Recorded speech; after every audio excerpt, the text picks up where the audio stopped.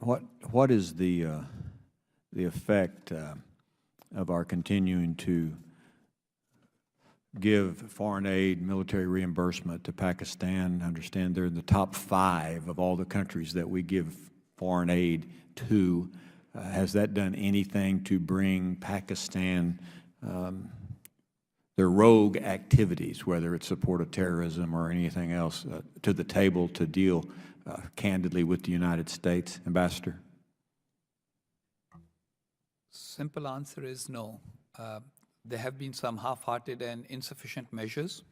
Right after 9/11, General Musharraf promised a complete turnaround. You might recall that at that time, the administration believed that Pakistan had turned around, only to find a few years later that support for Afghan Taliban was continuing.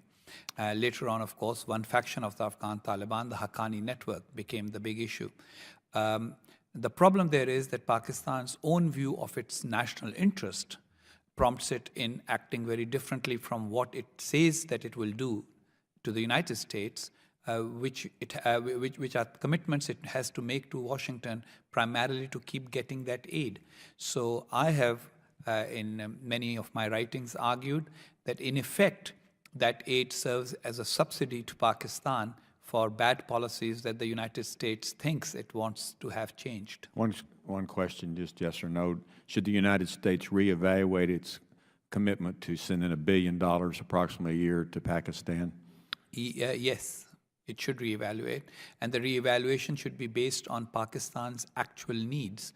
Pakistan's real needs right now are not more military. Pakistan already has the world's 8th largest military, but 48% of Pakistan's school-going age children don't go to school. So if American money was to be sent to Pakistan to help Pakistan, it should be directed as though at those 48% school children, not at the Pakistani military. Unfortunately, money is fungible. That's why Congress, in its Enhanced Partnership with Pakistan Act, made it very clear that the military should no longer control decision-making, because then that enables the military to get the money diverted to itself. Unfortunately, the provisions of the Enhanced Partnership with Pakistan Act have all been subjected to waivers rather than to the certification that Congress desired. Thank you, Ambassador. I yield the 5 minutes to the ranking member from Massachusetts, Mr. Keating. Well, thank you. We have another roll call. I don't want to have you come back for another series, so I'm going to ask you to be very brief, but a couple of things. We were just approaching this, Ambassador. You wrote an article in the Wall Street Journal, and you know what it is, obviously, but I want to ask you, in a sense, you're saying part of the problem with Pakistan is the delusion that it's the equal of India. What's the U.S. doing to add to that delusion? What should we be doing to change that delusion? In all Pakistani attempts at getting a strategic calculus, there is always an assumption that they will continue to have military assistance from the United States in one form or another.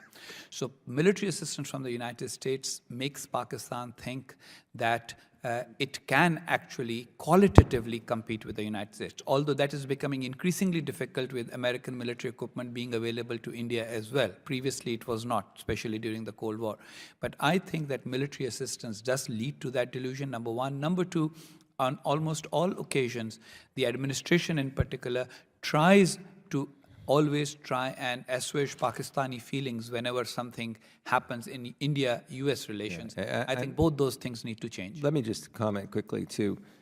If we were ever, hypothetically, to do a negotiation, sounds very naive, but who are we really dealing with in Pakistan? Is it the ISI? Is it, who's making the decisions?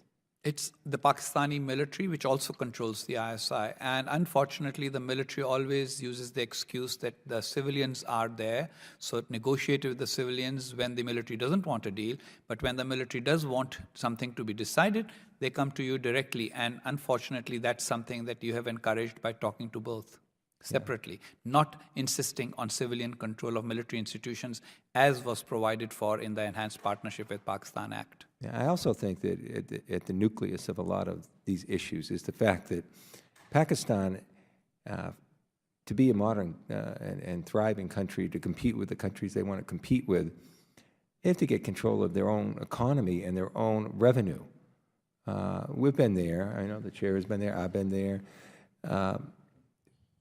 The revenue system there is incapable of supporting any kind of modern economy. Now, don't you think before we're talking about these other issues or to not deal with these issues, we can't even really begin to talk about the issues that are the center point of this hearing? I honestly think that's the starting point there. And you touched upon it with the aid we have. So could you, anyone comment on that? To me, that seems the primary issue. Basically, aid has become a substitute for revenue in Pakistan. Pakistan has one of the worst tax GDP ratios of any country in the world.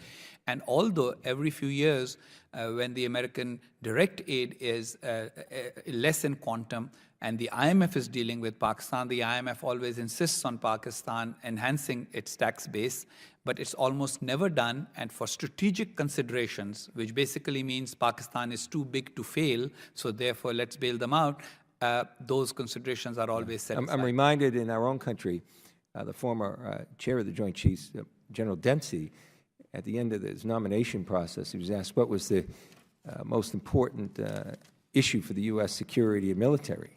And he said, our economy. And I think this holds true here. I yield back.